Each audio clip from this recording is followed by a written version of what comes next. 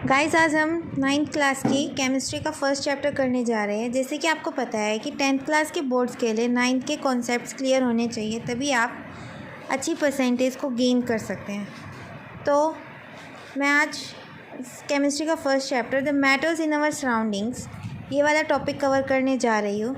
अगर आपको अच्छा लगे तो आप मेरे चैनल को लाइक, शेयर एंड सब्सक्राइब ज़रूर करें। The anything which will occupies the space and has the mass is called the matter.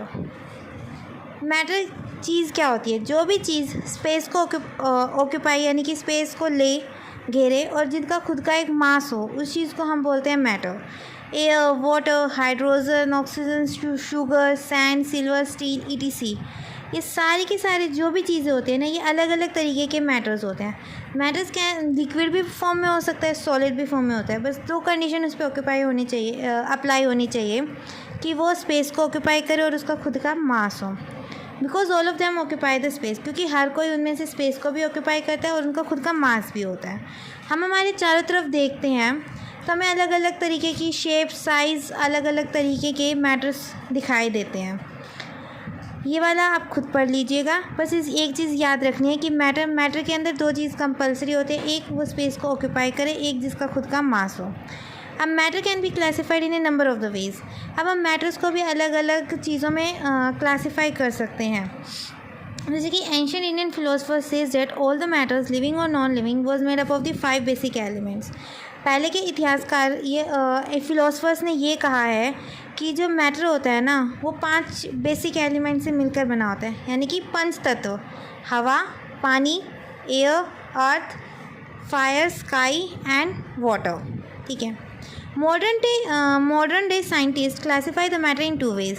पर आजकल आधुनिक ज़माने में जो साइंटिस्ट होते हैं वो बोलते हैं कि मैटर को 2 तरीके से क्लासीफाई किया गया। एक तो उसकी जो फिज़िकल प्रॉपर्टीज़ होती हैं, यानी कि depends on it's size, shape, और एक होती है केमिकल प्रॉपर्टीज़ पे। 2 तरीके से डिफ़ाइन किया गया है, फिज़िकल प्रॉपर्टीज़ और केमिकल प्रॉपर्टीज़।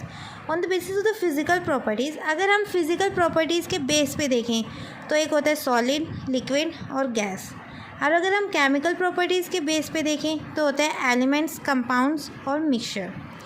अब हम इस चैप्टर के अंदर अलग अलग तरीके से the classification of the physical properties and the classification on the chemical properties. अब इसका आगे क्लासिफिकेशन देखेंगे on the basis of the physical properties and on the basis of the chemical properties.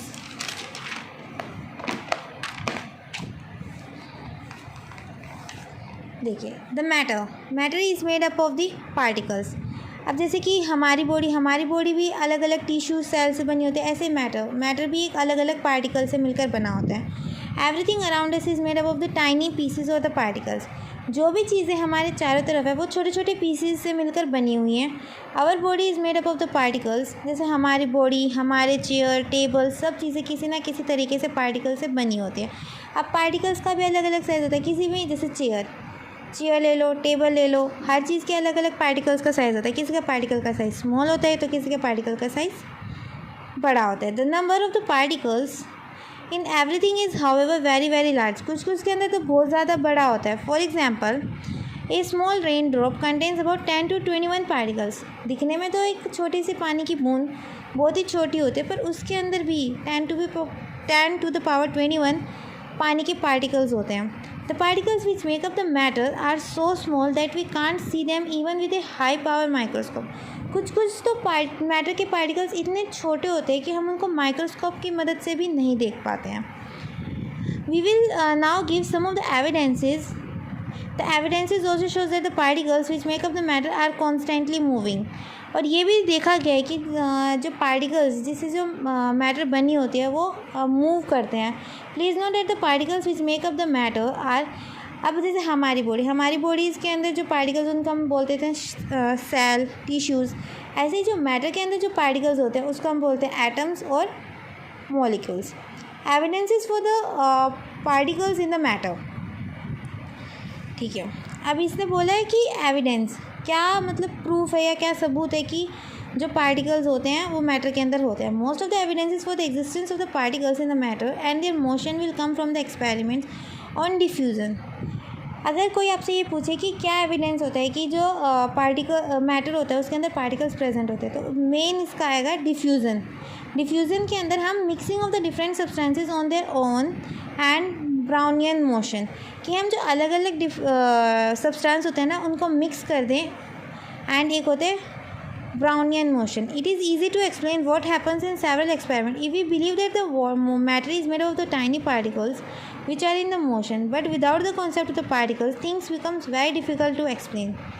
We will now prescribe some simple experiments. अब इसने यहाँ पे experiments को describe कर दिया है, ठीक है, which can only be explained that the matter is made up of the tiny particles which are constant. जो इन चीज़ों पे बेस करता है कि जो मैटर होते हैं ना वो पार्टिकल से बना होता है और जो कॉन्स्टेंटली मूव कर रहे होते हैं। Dissolution is solid in a liquid. Potassium परमैग्नेट। Potassium परमैग्नेट is a purple coloured solid substance and the water is a colourless liquid. जो पोटेशियम परमैग्नेट, जैसे कि आपको ये दिख रहा है, ये क्या है, पोटेशियम परमैग्नेट का कलर है, जो क्या होता है, पर्पल होता है कलर। और ये पानी है, पानी कैसे कलर का होता है, कलरलेस, क्योंकि पानी कलरलेस होता है। So we will first study the dissolving the potassium permanganate in the water. तो हमने क्या किया, पोटेशियम परमैग्नेट लिया, इसको पानी के अंदर डिसॉल्व करा। When a crystal of the potassium permanganate is placed in a beaker of the water slowly turns purple on its own even without stirring.